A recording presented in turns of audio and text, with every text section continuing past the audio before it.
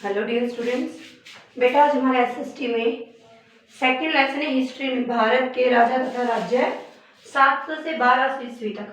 ठीक है बेटा, आज हम इनके क्वेश्चन आंसर डिस्कस करेंगे। ठीक है बेटा, तो हमारा फर्स्ट क्वेश्चन है राष्ट्रकूटों के बारे में आप क्या जानते हैं। बेटा सर 10वीं शताब्दी के अंत में उत्तरी भारत में और दक्षिणी भारत में दोनों जगह पर एक शक्ति उभर कर आई थी, जो क्या कौन सी शक्ति थी बेटा? राष्ट्रकूट। ठीक है, जो राष्ट्रकूट थे वो दक्कन के शासक थे। राष्ट्रकूट दक्कन के शासक थे और बादामी चालुक्यों के अधीन थे। जो राष्ट्रकूट थे दक्कन के शासक थे और बादामी चालुक्यों के अधीन थे।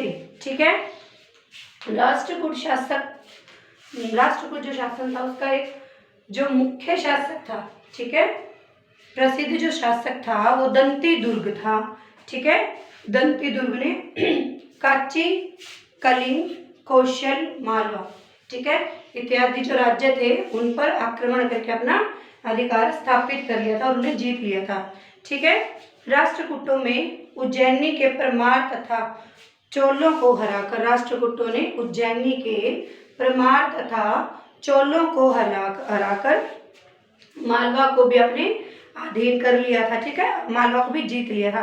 अपने 200 वर्षों के जो राष्ट्रकूट थे 10वीं शताब्दी से लगातार उन्होंने 2 शताब्दियों तक 200 वर्षों तक, ठीक है, 200 वर्षों के शासनकाल में राष्ट्रकूटों ने दक्कन में राजनीतिक एकता तथा स्थिरता कायम की। 200 वर्षों के शासन में उन्होंने राजनीतिक एकता तथा स्थिरता कायम की।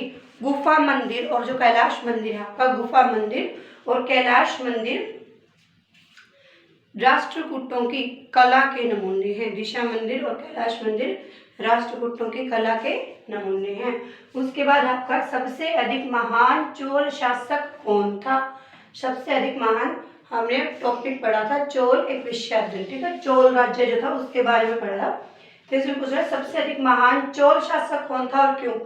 ठीक है, उदाहरण सहित उत्तर का समर्थन कीजिए। बेटा जो सबसे अधिक महान चोल शासक था वो राजेंद्र प्रथम थे। ठीक है, सबसे अधिक महान जो चोल शासक था वो राजेंद्र चोल तथा राजेंद्र प्रथम थे। ठीक है, क्योंकि उन्होंने गंगईकोंड की उपाधि धारण की थी, धारण की थी। ऐसा माना जाता है कि जो राजेंद्र चोल थे, ठीक है, जो राजेंद्र चोल थे वो जब आए तो अपने साथ, ठीक है, अपने साथ गंगा का इतना पवित्र जल लाए थे कि वहां के सभी जलाशय उस गंगा के जल से, पवित्र जल से भर गए थे। इसीलिए जो हमारे राजेंद्र चोल थे या राजेंद्र प्रथम थे उन्हें महान चोल शासक कहा जाता है। ठीक है, उसके बाद बेटा जो राजेंद्र चोल थे उनके पास एक शक्तिशाली जहाजी बेड़ा था। उनकी जो सेना थी काफी शक्तिशाली जहाजी बेड़ा था। उसने संपूर्ण श्रीलंका को, पहले उत्तरी भागों को, उसके बाद संपूर्ण श्रीलंका को जीत कर उसमें अपना अधिकार जमाया था। मेन ये है कि गंगईकोंड की उपाधि पाने के कारण ही उन्हें सबसे अधिक महान चोल शासक माना जाता है। उसके बाद महमूद गजनी कौन था? उसने भारत पर आक्रमण क्यों किया?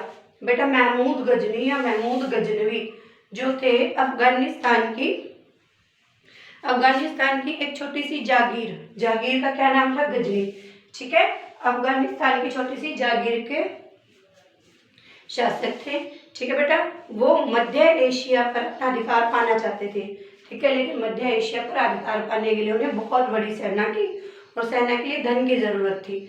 ठीक है, महमूद गजनी ने काफी बार हमारे भारत के मंदिरों के बारे में और महलों की अपार संपदा के बारे में सुन रखा था कि जो भारत के जो महल है और जो मंदिर है उनमें बहुत अधिक धन संपदा है। ठीक है, और इसी मंदिर की संपदा और महलों की संपदा को लूटने के लिए जो महमूद गजनी थे उसने 17 बार भारत पर आक्रमण किया था। क्यों आक्रमण किया था? हमारे भारत की मंदिरों तथा महलों की अपार संपदा को लूटने के लिए उसने भारत पर आक्रमण किया था। ठीक है, ये भी थोड़ा ध्यान रख लेना कि उसने भारत पर 17 बार आक्रमण किया था। चोल प्रशासन के बारे में आप क्या जानते हैं? ठीक है, चोल का महान शासक कौन था? ये भी चोल साम्राज्य में है। चोल प्रशासन के बारे में आप क्या जानते हैं? ठीक है बेटा, चोल दक्षिण भारत की, चोल जो है एक दक्षिण भारत की क्या थी, बहुत बड़ी शक्ति थी या बहुत बड़ी राज्य के रूप में 10वीं शताब्दी में उभर कर सामने आया था। ठीक है, जो विजयपाल था उन्होंने ही चोल साम्राज्य की नींव रखी थी, या जो चोल साम्राज्य का जो पहला शासक था, ठीक है, वो कौन थे? विजयपाल था। ठीक है, चोल महान नौसैनिक शक्ति थे। चोल जो थे महान नौसैनिक शक्ति थे जिन्होंने व्यापार को बढ़ावा दिया। ठीक है, चोल एक महान नौसैनिक शक्तिशाली सेना थे जिन्होंने व्यापार को बढ़ावा दिया। ठीक है, चोलों ने एक विशाल साम्राज्य बनाया। चोलों ने एक विशाल साम्राज्य बनाया, ठीक है, जिसमें श्रीलंका, मालदीव भी शामिल थे। चोलों ने एक विशाल साम्राज्य बनाया जिसमें क्या क्या शामिल थे? श्रीलंका और मालदीव। ठीक है, मालदीव भी शामिल थे।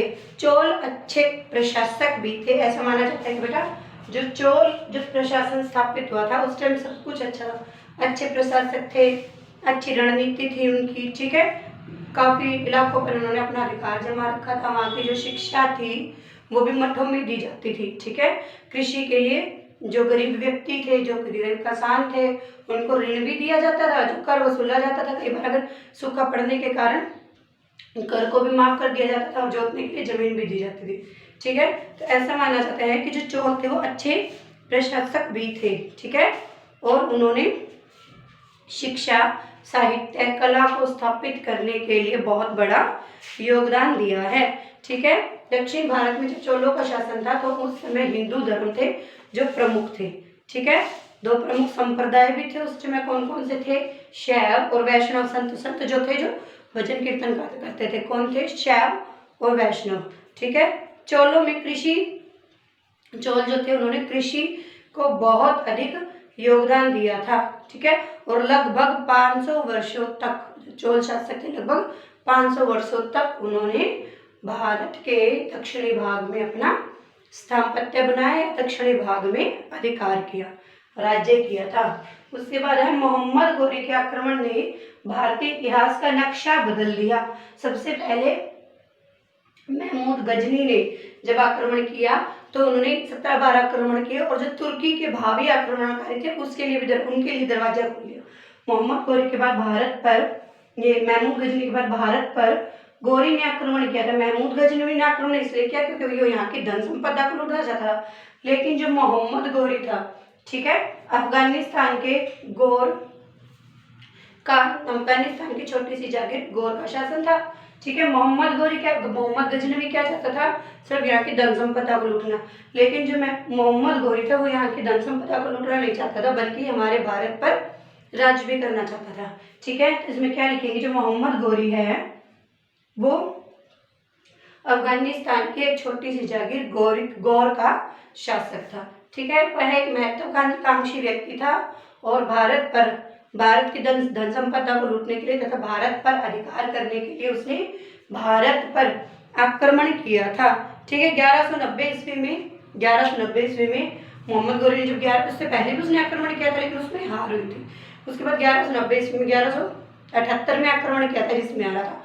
फिर 1190 ईस्वी में मोहम्मद गोरी ने भारत पर आक्रमण किया। पेशावर, लाहौर, सियालकोट, पंजाब तथा सिंध राज्यों को अपने राज्यों में मिला लिया। किस किस को? पेशावर, लाहौर, सियालकोट, पंजाब तथा सिंध राज्यों को अपने राज्यों में मिला लिया। ठीक है, उसके पश्चात गोरी ने कन्नौज पर आक्रमण करके कन्नौज पर अधिकार किया। ठीक है, कन्नौज पर अधिकार करने के बाद जो गोरी था वो कुतुबुद्दीन ऐबक, ठीक है, जो गोरी था वो कुतुबुद्दीन ऐबक को अपने जीते हुए राज्यों का गवर्नर बनाकर स्वयं कहाँ चला गया? विदेश चला गया। ठीक है, ऐसा माना जाता है कि भारत पर जो इस्लाम धर्म की जो छाप देखी जाती है मोहम्मद गोरी के कारण ही इस्लाम धर्म की छाप देखी जाती है। ठीक है, इसलिए हम कह सकते हैं कि जो मोहम्मद गोरी के आक्रमण थे उन्होंने भारत के नक्शे को पूरी तरह से बदल दिया। तो बेटा हमारे इस लेसन के जो 5 क्वेश्चन है ये हमने डिस्कस कर दिए। आज आपको जब ये वीडियो मिलेगी तो इसके साथ PDF भी मिल जाएगी। ठीक है बेटा, आज आपका काम क्या है कि आपने ये जो क्वेश्चन है इनको अच्छे से लर्न भी करने